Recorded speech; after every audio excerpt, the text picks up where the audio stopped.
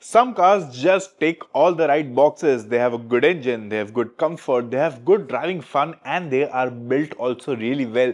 But when they hit the market, they just don't perform.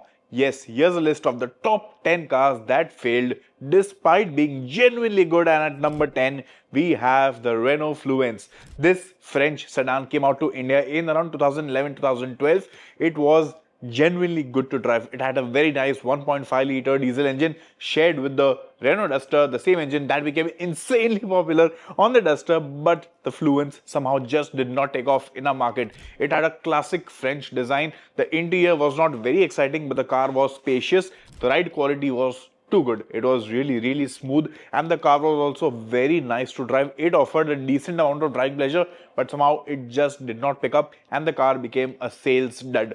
At number 9, we have a very nice car. It was really fun to drive. One of my personal favorites, the Ford Fiesta. This one, the older generation of the Fiesta, was decently successful in India, but the new generation, which came out in 2011, failed really badly. It had a decent 1.5 liter petrol engine, which was okay, but the 1.5 liter diesel engine was too good. The TDCI engine had a great blend of performance, fuel economy. The Fiesta had great handling also, and it also actually looked very nice, but it did not pick up because competition became too stiff in that segment at the same time, because the third generation Honda City was there, the Volkswagen Vento was there, the Skoda Rapid was there, and the ever so popular Hyundai Verna was also there. The Maruti Suzuki SX4 was also selling in big numbers, which is why, because of the slightly high pricing and the premium positioning, the Ford Fiesta failed to take off in the Indian car market. Very few people bought it, but they really enjoyed driving it. Right now, the resale value is very bad for the Fiesta. At number 8, we have the Tata Hexa, which was launched as a strong competitor to the Toyota Innova Crista.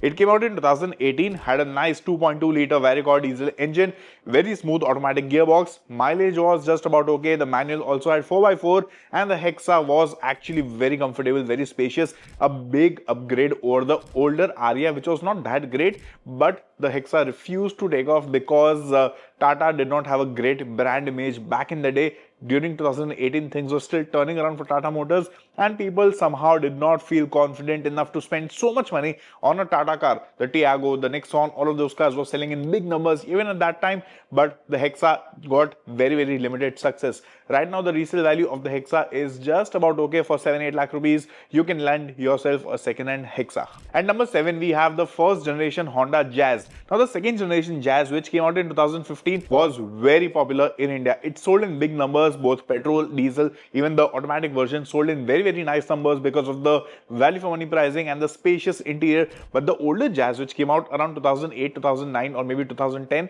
that sold in very limited numbers because it was actually expensive, and the Indian market was not ready for such a premium hatchback back in the day. At that time, people were opting for more value for money hatchbacks like the old i20, the Maruti Swift, the Maruti Ridge, which is why the premium hatchback like the Jazz failed to take off. In fact, people found more sense in spending a little more money and getting the third generation Honda City. At number 6, we have the Skoda Yeti. Now, the Yeti was launched at a time when the Skoda Laura and the Skoda Superb were insanely popular. Both of them were selling in big numbers because they had a very nice 2 liter diesel engine. There was an automatic gearbox, and even the 1.8 TSI on the Superb was incredible. The same engine was offered with a manual gearbox on the Laura also. The Laura did not get a 1.8 DSG combo for a very long time. It was available for a very short duration towards the end of its life. But coming back to the Yeti had a very quirky design. It was just about okay in terms of space. The ride quality was good. The handling was really good for an SUV, and the 2 liter diesel engine, again, it was shared with its siblings.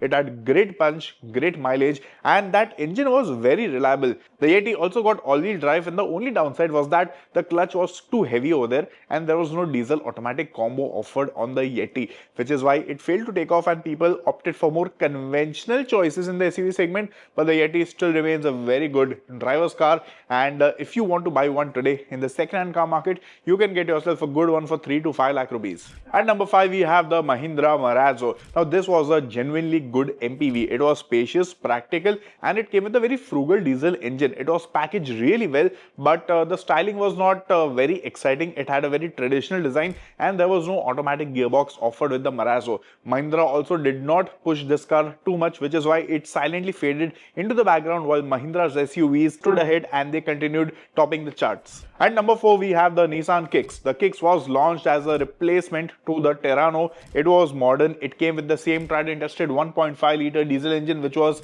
punchy and efficient. At the same time, it was packaged really well and it also drove really well. But the Nissan Kicks had become a victim of poor marketing and there was zero push for this product, which is why it silently got faded into the background. People did not notice the car much and it was eventually discontinued.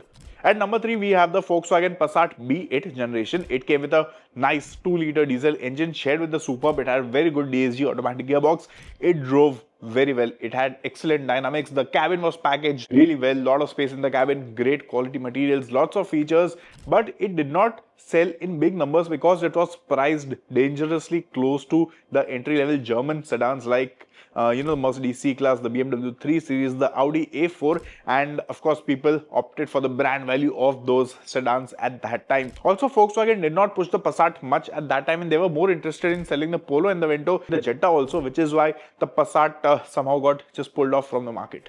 At number 2, we have the Mahindra Alturas G4. This was launched as a replacement to the SsangYong Rexton, but with the roots of SsangYong, the inconsistent marketing that it got, the Alturas failed to take off. It was priced really well and it was actually more value for money than the Toyota Fortuner, but the Fortuner continued selling well because of the brand recall that it has always had in the Indian car market. People were not very confident of the new Alturas brand from Mahindra and again it sold in very less numbers. At number 1, we have the Ford Mondeo, which came to India around 20 years back. Now the Ford Mondeo was a global product. It was built well, it drove really well, it was a true driver's car. It came with a nice engine also and it also looked beautiful, but at that time it was priced too high and people were just not ready for an expensive D segment sedan from a company like Ford, which was known for its high maintenance. So that's about it from my side. I have told you the 10 top cars that did not sell despite getting good reviews and despite being genuinely nice products.